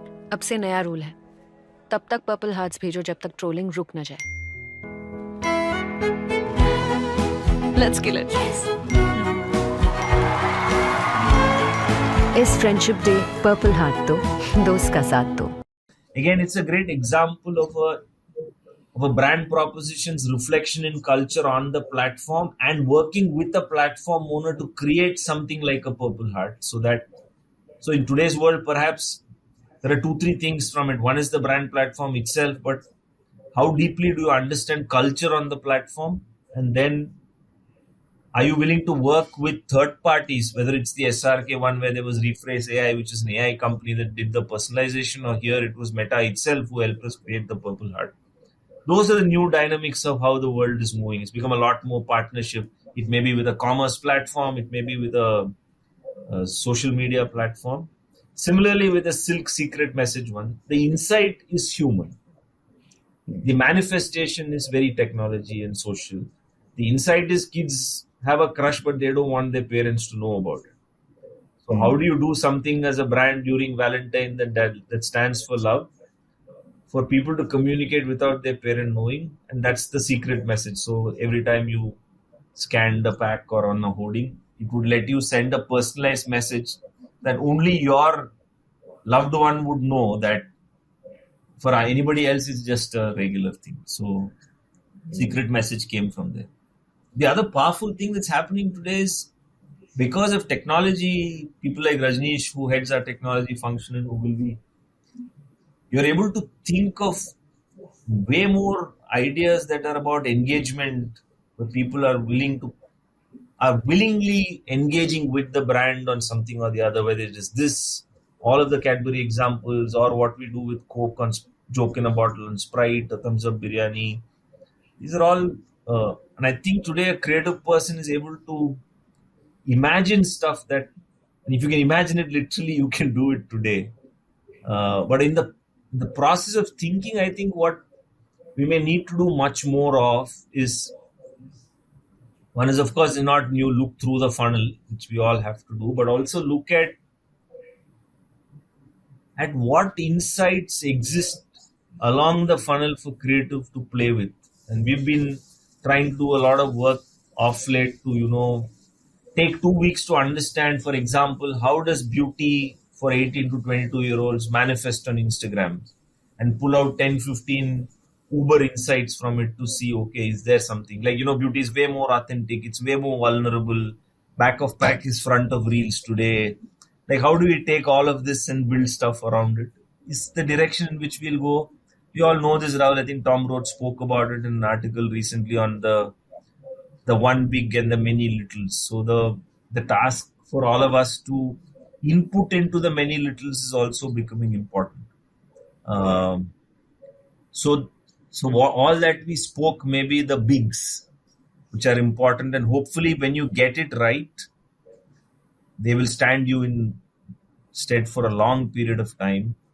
And then you have enough opportunities, and Cadbury is a great example of that, to manifest that into many small things through the year, across occasions, across platforms, across culture. I think that's how the world will move. Nice. We are almost at 1 hour 40 minutes mark, but let's talk about 2 more pieces of work and then we'll wrap. The second last one that I think would be nice to discuss would be the change that happened to Bournvita with Tayyari Jeet. So if you can talk about what happened. Kushuma, Kawal were on it at that point. Hepsi were on it. If I remember right, I think sales were tanking. That was a situation where Bournvita was degrowing, and there was a threat that we would go down to, pretty bad situation, our lowest ever type market share. And it's always been a northwest brand. It's never been a southeast brand. Southeast is all, but we were tanking in north and west. Right. And I think before that there were many attempts on both, a lot of functional strengthening, rational messages, Tan ki Shakti, Man ki Shakti, something else. A lot of rational stuff had happened. I think vitamin D, many things were done. But none of it cut ice because I think Bournvita was not that. Please, at the end of the day, it was a chocolate flavored MFD. And I think the big aha on Bournvita came from them meeting a few mums who were different from every other mums.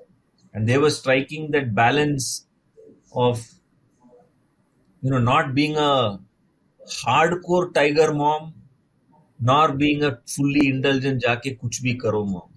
And they knew when to be this and when to be that. And some of those mothers embodied that. But I think the big aha, was they articulated it as from parenting to preparing. But I think that unlock of preparation, was central to really getting the insight and the unlock. And in retrospect, it's a single word, so simple. But the role of the category, role of the mother, everything is in the preparation. The outcome is the outcome. You can have 1,000 factors impacting it, right? But what does a MFD do? It prepares a child. What does a mother do? She prepares the child. And I think the unlock of preparation is what made all the difference. And then, of course, once that happened and the personality of the mother was defined as somebody who would walk with the child, push them when required, but enjoy them when needed. I think the personality of the mother was also well defined as somebody who's not this laid back mom who's letting the kid do and watch from far. She's as much a partner in the journey. I think that and preparation together created Race, which Ryan wrote. And when Ryan wrote it, we all knew this was it. Then, of course, it did very well, and Tayyari is stuck on again another brand that's still on Tayyari after a decade or more. That's why I'm saying if you just crack it, it happens.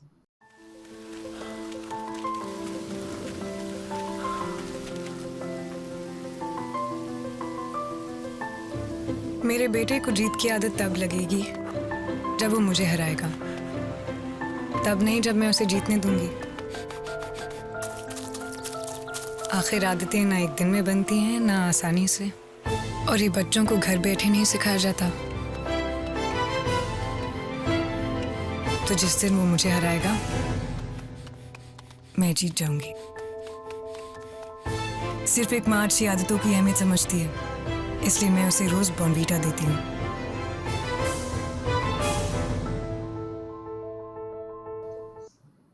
Just stays. I'm not saying there is no job after that, but the job then becomes how do you make it better, tweak it. But that first effort and that first piece takes time. It takes 3 months. So you will make mistakes, all of that. But once you have it, then it's gold. Yeah. Okay. On that note, let's move to the last campaign. Since we mentioned role of moms, there's one thing which is probably the most defining when it comes to role of moms is the iconic PNG Thank You Moms campaign. Yeah. So let's talk about that. I'll share the brief, Rahul. Hopefully you'll be able to see it. It's one of my... Why I like this campaign is one of my all-time... It's one of the greatest briefs ever written, I think. Also, when Susan Hoffman got her line of St. Mark at Cannes a couple of years back, she did credit the planner on it, literally kind of getting them almost there. And what I like about this brief is both honesty and courage. And I think that's a very important part of a brief. Sometimes Not that we try to be dishonest or anything, but we don't smell the salt all the time, or don't do the reality check of, is what we are saying really credible? Will we actually be able to deliver it? This is a great example of that. Hopefully you'll be able to see the screen. I'll just read the brief out for how powerful it is. PNG Olympic brief, Vancouver, winter 2010. Assignment PNG bought itself a big fat sponsorship pie of the Olympics. Winter in Vancouver, we're going to help them make it into a world-class creative event for the PNG Corporation. Millions of eyeballs are going to feel good about what PNG does at the Olympics. Task: connect PNG, the corporation, to the Olympics. That's simple. Huh? Challenge: how does PNG, the corporation, the parent of these Olympics participating brands, Pantene, Olay, Secret, Venus, Vicks, Crest, Oral-B, blah, blah, blah, have anything to do with the athletes of the Olympic Games? They don't. Now that they don't is the most important two words in this brief. Because it just is so honest. It says, क्या लेना देना PNG का ये brand और athlete का कुछ नहीं. Then it begs the question, what is the PNG connection to the Olympics? Moms. Every Olympic athlete has a mom. What she's done to enable and empower a son or daughter to be at the Olympics is just as awesome as what it takes to be an Olympic athlete. We're going to celebrate that and her. PNG has been providing moms with all the daily life stuff she needs to be a better mom. She can make a better life for her kids, or in the words of PNG's corporate purpose, the stuff she needs to touch the lives and improve the life of her children. Strategy: athletes aren't the only heroes at the Olympics. PNG celebrates all the moms of Olympic athletes. Deliverables, big ideas, and examples of how to bring it to life. Media-wise, looking to execute primarily TV and digital. It's not about an advertising idea. It's about a big idea that can be advertised as well as drive PR, internet search, etc. First review with client 1026. Brilliance. Absolute brilliance. That, why I love that brief is the clarity and the honesty with which they did it, and the simplicity of the idea, right? Meaning in retrospect, it is PNG hai, detergent or ye sab is what they make. They want to do Olympics. What's the connection? Kuch nahi hai, athlete. But also kudos to the client. They didn't want to show athletes in sparkling white clothes necessarily, right? But yeah, outstanding. Like, that's a great brief. It had honesty in it. And then again, when you crack something as big as that, it stays. It stays. Yeah. It has stayed. Yeah. It has also stood the test of time. Yeah. Yeah. It ran for many years, I think. Okay.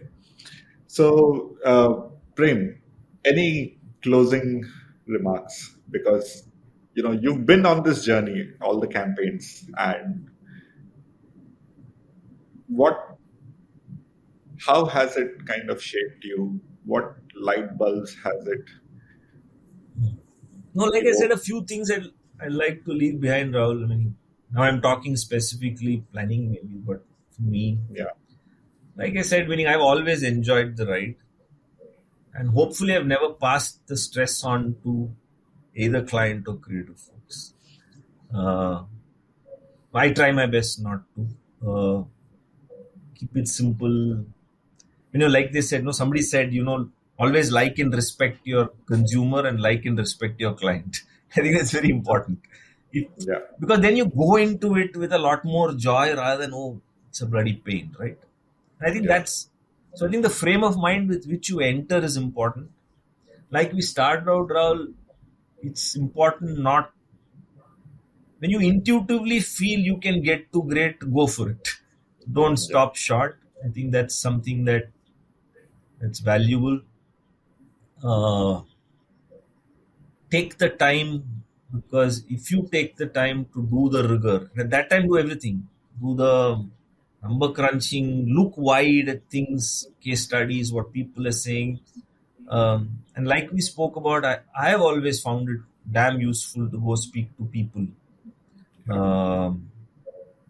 And the more you speak to people, I think the richer your stories are, the more correct you are likely to be, because you're not operating out of a vacuum. It's always easy for you to to create something for the people that you've seen, not for somebody who exists on a paper. And in today's time, I think it's become even more important because things like, what you can get from decoding or doing ethnography on platforms or doing AI is very, very powerful. And like Anup had said that, social is perhaps the front door of culture. Absolutely, there's no denying that there's a lot of culture getting manifested there. Today, we have WPP open, but any AI tool gets you to some really fantastic places. Yeah. But if they've already gotten you there, then it also is an equalizer, and everybody can get there. Then what's the difference between good and great, or average and mediocre, or above average and something brilliant? Is then what I think hopefully we should try and bring to the table. That I think will come from the random connections you make, the stories you have, the people you've met, and the life you've lived. Never to discount that. That always counts. Then you bring all of that together, I think is the delta. So to me, meet people is one important part of our ability to rise above and build on start points that lots of today's technology and platforms do give us. Don't junk things if they're already doing well. If you dig hard enough, I think we'll find some really interesting manifestations of a proposition. This I'm saying for as much for marketeers as for advertising people. And the other part that we spoke of is important, which is in the process, and this is true for, in fact, some of the best clients also have it. The best client relationships are where the creative guy is able to pick up the phone on the client halfway through and say, boss, you know what, I'm thinking, do you think this will work? So while the brief is important, and please write a brief. There is so much joy in writing and crafting a Word document, not a PPT. And I think we've gotten also into this habit of, 4 spaces, 5 spaces. They're okay, but still that Word doc, I think, helps. But once you have that, don't forget everything between that document and the creative output. There is a lot that goes into it. And we only spoke about the presentation, but there's lots that goes into the execution after, like I spoke to you in Clinic Plus, or what happened in a lot of Boy and Dog and Hutch and many other stories. Execution is as important as this. In fact, I would encourage planners to actually go attend a music recording, go attend a PPM, go attend the casting of a film. Because I think you appreciate how much those things, music, can make a difference to the output. It seems small, but the same film with A track and B track, or A cast and B cast, can be the difference between success and failure. And if you are that, you should be that. You should go and understand that side of it. So not just briefing, but the whole hog. Yeah, those are 4 or 5 things, Rahul, that I think have helped me over many years, and I think those things will help people in the future. But having said all of this, talk to some younger people, because I'm sure they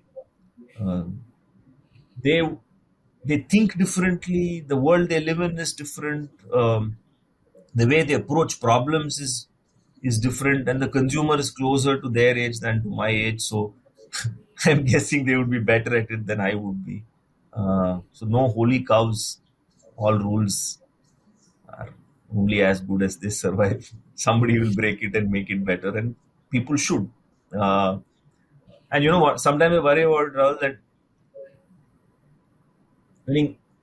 I think some of these are universal, but it will be more than happy to be challenged and see how things go, what changes. I'm sure there are newer things and newer ways to look at approaching it. Take what you find useful from this, but junk everything that doesn't work, or take something new and build on it, right? Because that's the only way we'll all learn and get better. Yeah, that's what I think. Amazing. I had a lovely conversation with Sai recently. And it was also interesting to see someone's perspective who is probably working in a Yeah, very from talented, different right? They're doing some really task. nice work. Yeah. Yeah. So on that note, Prem, this has turned out to be a bumper episode. 2 full hours of Prem is like, Correct. that's what That's people okay. have been asking for. Maybe if we had spoken for another 2 hours, our audience Get would bored. have. Law of diminishing marginal utility होता है वो। But you've lived up to your reputation.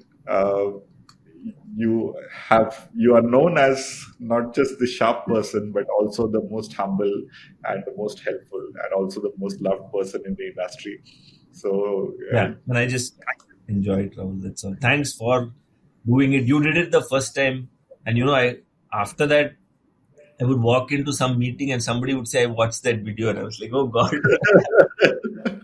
I would encourage anyone who's watching this video and hasn't watched the previous one to watch that as well, because there were a lot of things that did not did not overlap between today's Yeah, I conversation and mean, the I didn't remember it, but I hoped it wasn't overlapping. But anyway, you can edit whatever you need. Yes. For me personally, this is going down the memory lane with you has really reinforced my faith in doing the due diligence, putting in the rigor, whether it comes from crunching numbers or meeting people or looking at socials and or looking for inspiration from work around the world. And it's even wonderful that you actually showed some real briefs and spoke about the power of words. Thank you very much, Prem, and thanks to You have the a for good watching. lunch. Enjoy yourself. Hello, bye. Awesome. Great. Bye, Rahul. Thank you. Thanks. Bye. Bye.